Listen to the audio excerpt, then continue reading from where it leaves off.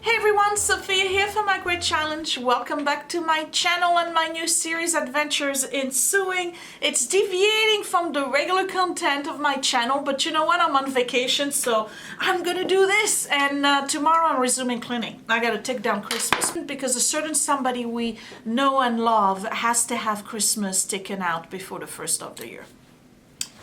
Whatever, I guess he doesn't get it. It's the 12 days of Christmas and you're waiting for the Three Kings, but I'll take Christmas down.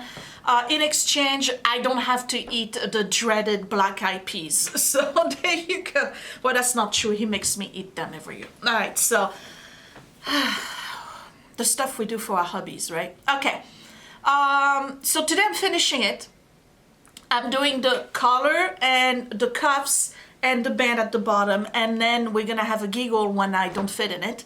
But look what I got yesterday.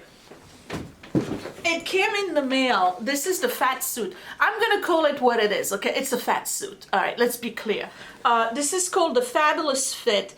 It's fit made easy, and it's basically fat pads you put on your fat parts on your dress form. So it comes with all sorts of really squishy pads. So you put the pads here. You see how I just like went from a size whatever I am to an extra 2 size.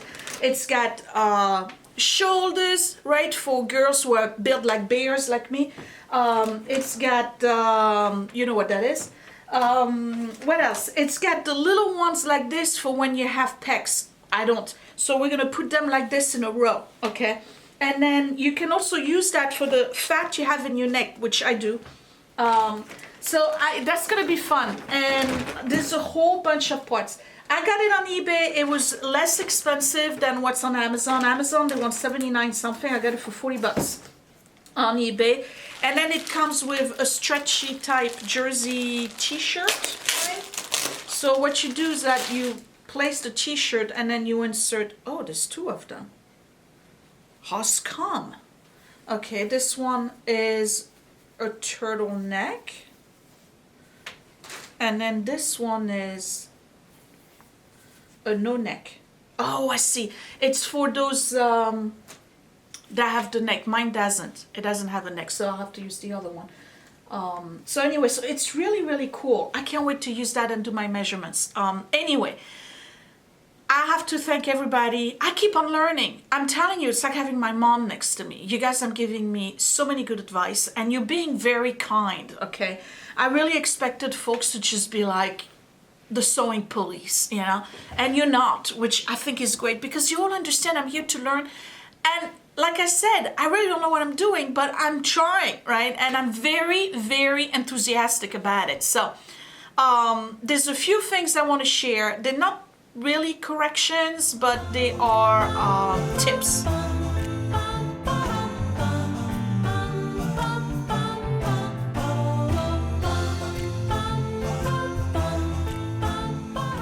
Okay, tip number 1. Do you see the difference between these 2 spools? The one here, I'm gonna give you a closer look, okay, and the one here. Other than the size and the color, do you see the difference? All right. This one is wound. Yeah, wound.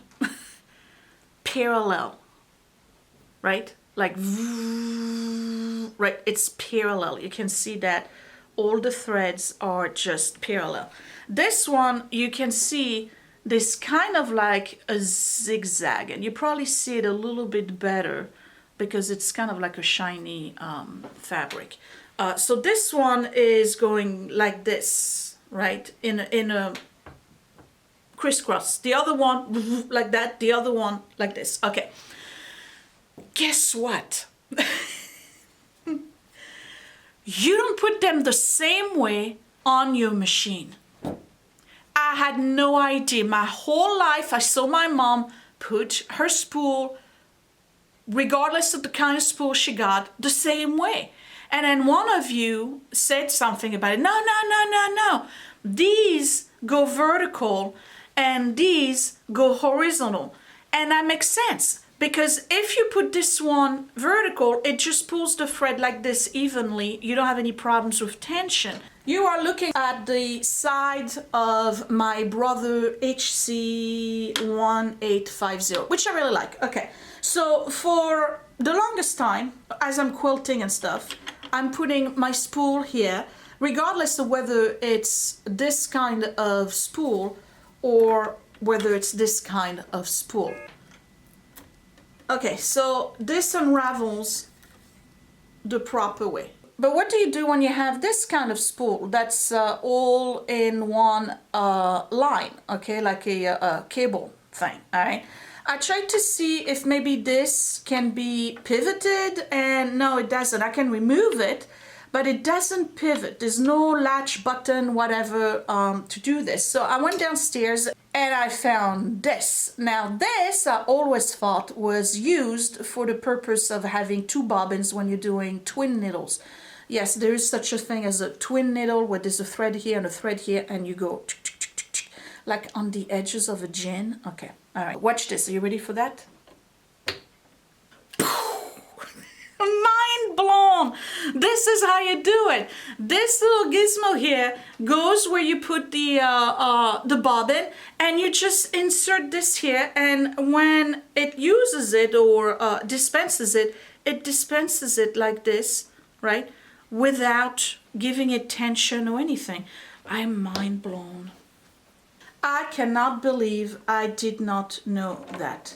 So let's wind this the proper way, and I'm gonna try on a piece of spare fabric. Let's watch this guy here.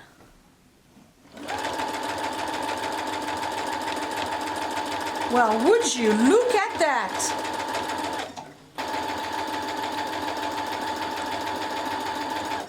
Wow, this is great. Okay, so whenever I was sewing, I always felt like my stitches weren't like perfectly straight. I always felt like they had like a little slant. Very, very, very tiny slant. And I'm looking at this, and this is the best straight stitches. If only you could see it. Could you see? Right there.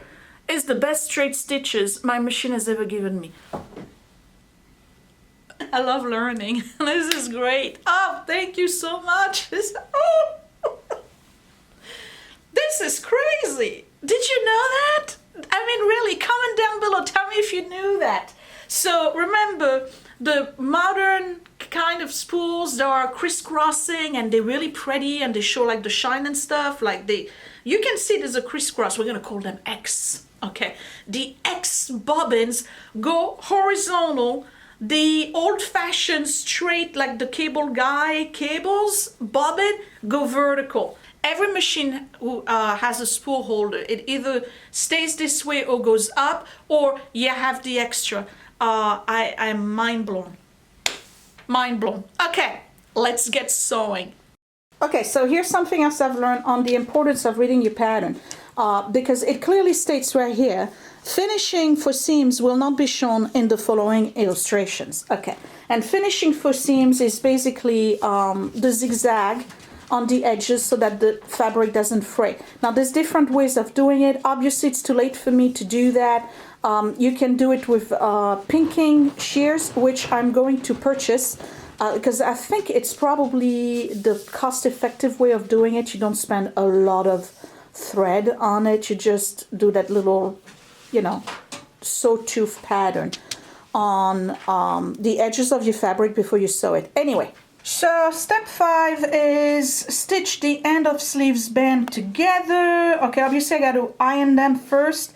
With wrong sides together, fold the sleeves band along the fold line, having row edges even, baste row edges together and press. Okay, all right, so the only thing I'm not crazy about this is the edge stitch. Apparently the edge stitch goes on the edges here. This is the right side of the fabric, so it goes right above the cuff, right?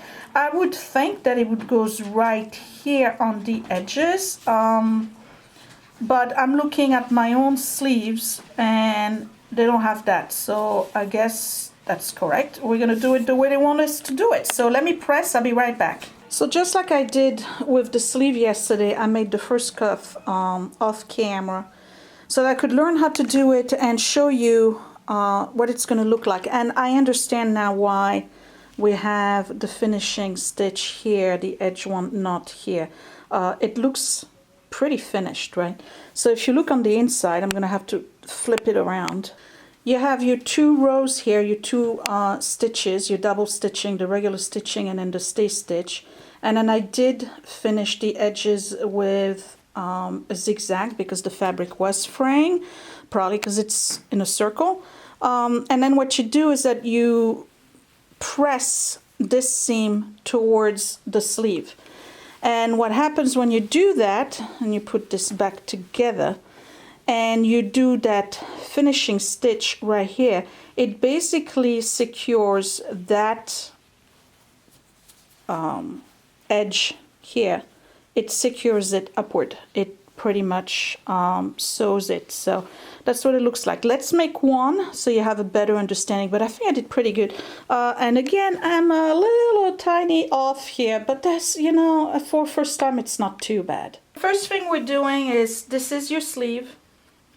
And these notches, by the way, you have to find which cuffs goes to which sleeve by matching the notches. If you don't do that, what's going to happen, I'm looking at my sleeves here on my shirt.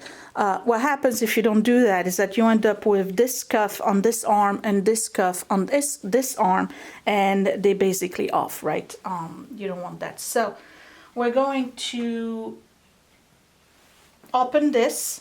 This is the wrong side of the fabric. I'm going to flip it over, and you go this way. You align it edge to edge. And I've learned from one of your comments yesterday that you're better off pinning perpendicular, not parallel, because that way as you sew, it's much easier to remove the pins. Make sure you edge on edge, adjust if you need to.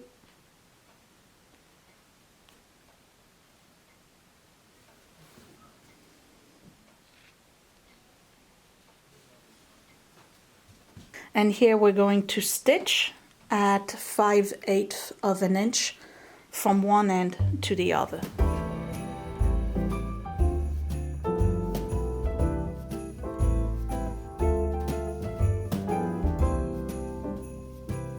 So once you have your whole length here, what we're going to do is a bunch of stuff I didn't do yesterday, which is to press the seam open.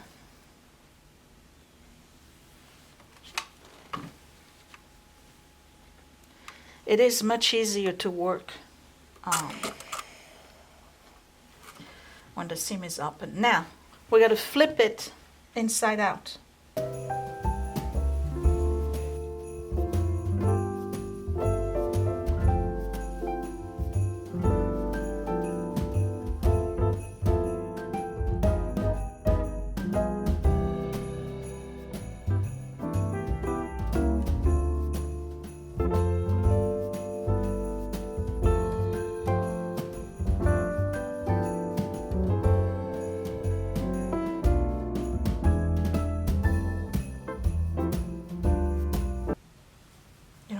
Pucker, make sure it's nice put together. Okay, so that's the basic cuff.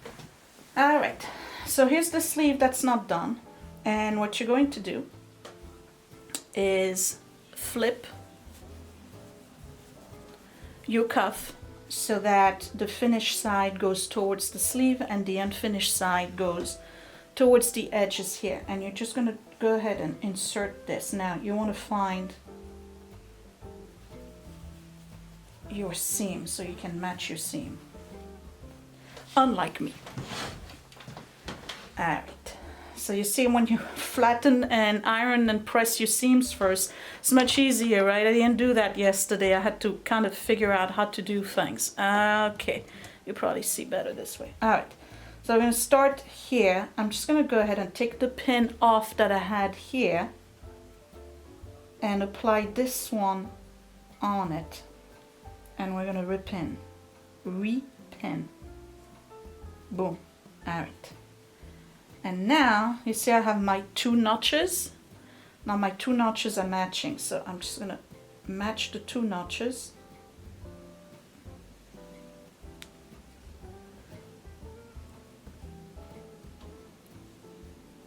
Not easy with flannel because it's not sliding. There we go. I'm gonna pin this perpendicular as well. Okay, and now you play with it like this, and what you want to make sure is that there is no puckering. Everything should fall flat, and you adjust as you need.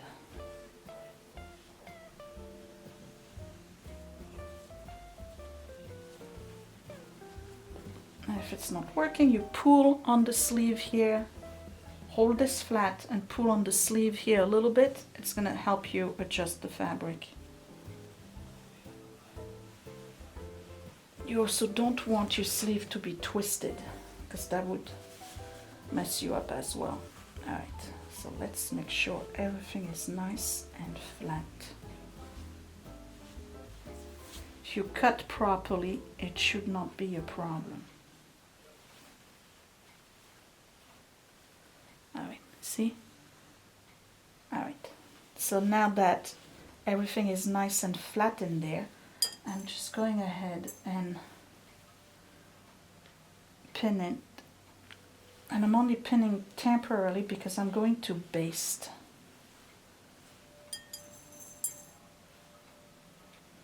And you don't have to baste. If you're a confident beginner, which I think I am, but I'm still going to pin and baste. Alright, and here, let's make sure this is nice and flat.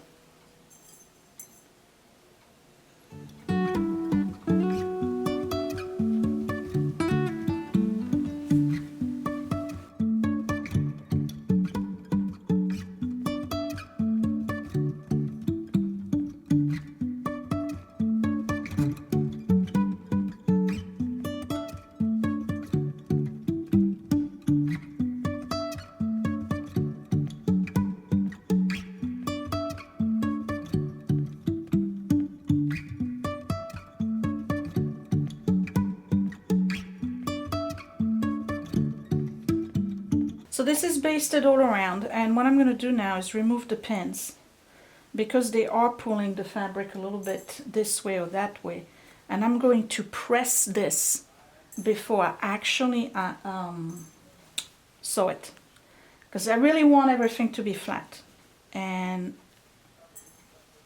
some of you have told me that you also double baste, you do 2 rows of basting. It's not a bad idea. Okay, so I'm putting everything back together. I'm giving it a good shape, and I'm just gonna press everything real quick to make sure that everything is nice and flat. So this part here is pretty straightforward. I'm going to remove this because this is the part where you can play around with something that's circle. And you take your sleeve, make sure your fabric on the other side is laid relatively flat, and we're going to start with the seam. So I insert my sleeve in here, and remember we're at 5/8 of an inch. Okay, so I'm going to go straight into the seam here. And what I'm doing is 1 row of straight stitch at 5/8, and then I'll move it again to do a double stitch or a stay stitch at 1/4 of an inch from that. And what you want to do when you do this is, as you rotate your cuff, you want to rotate all of your fabric too. You don't want any puckering, any pulling. You want to make sure everything is nice and flat, so you go by feel here. Okay, right now everything is nice and flat, no problem.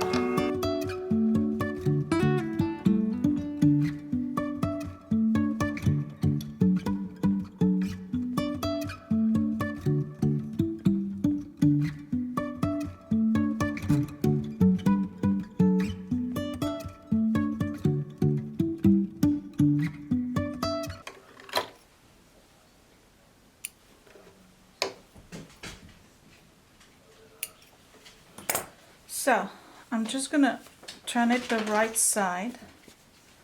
And what I want to do is to make sure I don't have any pucker. And the seam is perfect. All right. So the second one is even better. Okay, let's bring it back inside out.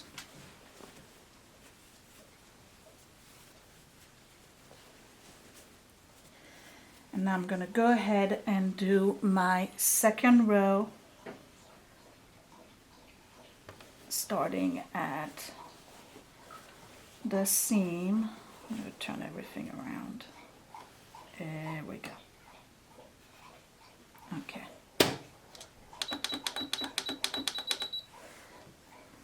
And we're doing the same process, do a double.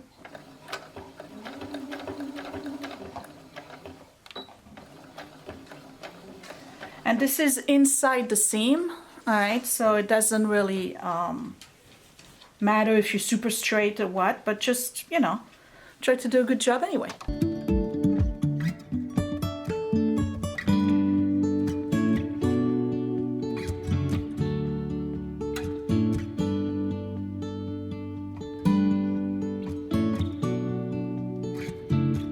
So before I go ahead and do the zigzag here, I'm just gonna go and remove. I know I should use something else. Sometimes you establish bad habits, you know that? Okay. I'm removing my, why you're not coming out? Oh, because you're double, that's why. Okay. And now I'm just gonna go ahead and do my zigzag. So let me remove the little notch here. Couple of extra threads. Clean this up a little bit. Always extra threads here and there.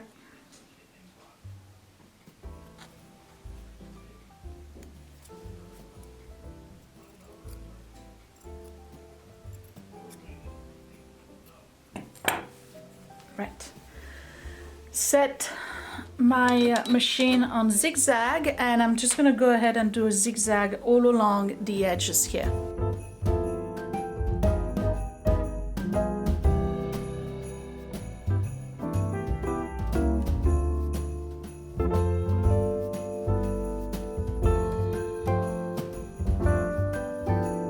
And what the zigzag does is that it stops the fabric from fraying, and it's very important at the sleeve part, I would say, because that's where your hand is constantly going to go and touch the fabric. This is finished. Now what I'm going to do is flip this the right way again. Pardon all the threads. I'm not the cleanest, so okay, I should have a thread catcher, right?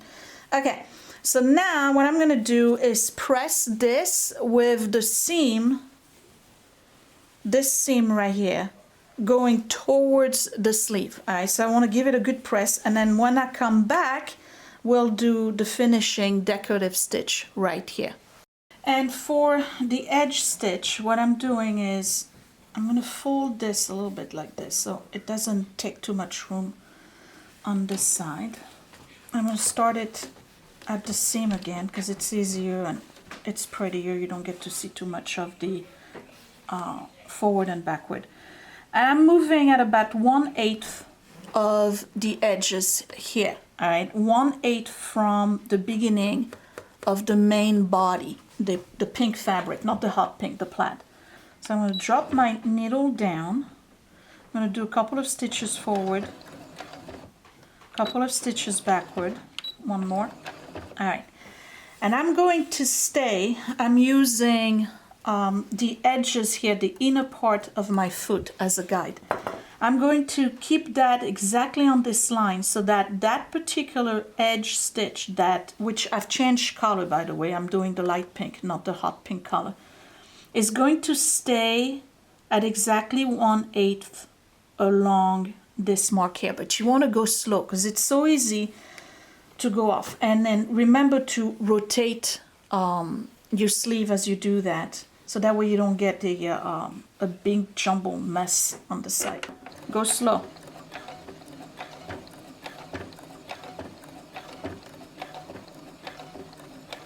And what this is doing, basically, since I've ironed and pressed the seam from this part here towards the sleeve, it's catching it and it's holding it in place so that it constantly stays up. It's not gonna kind of shift around as I'm moving my arm inside the sleeve.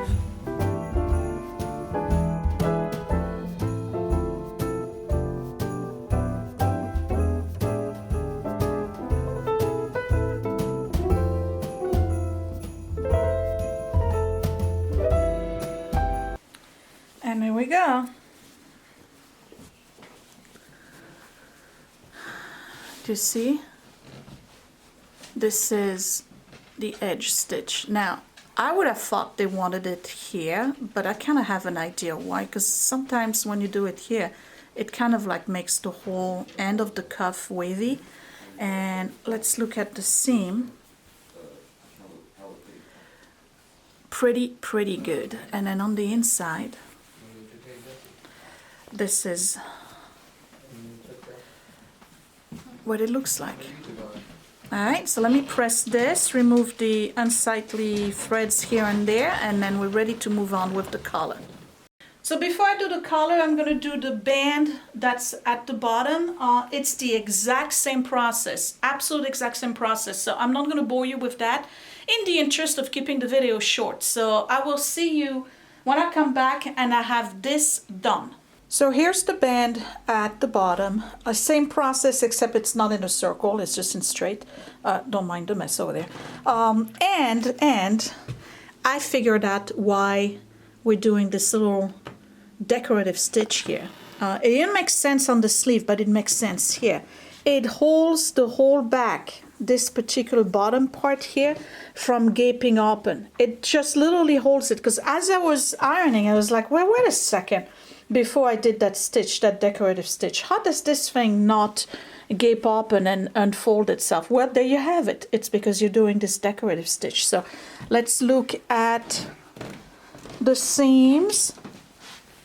We got this here. It's not looking too bad. I'd say it's pretty good, actually.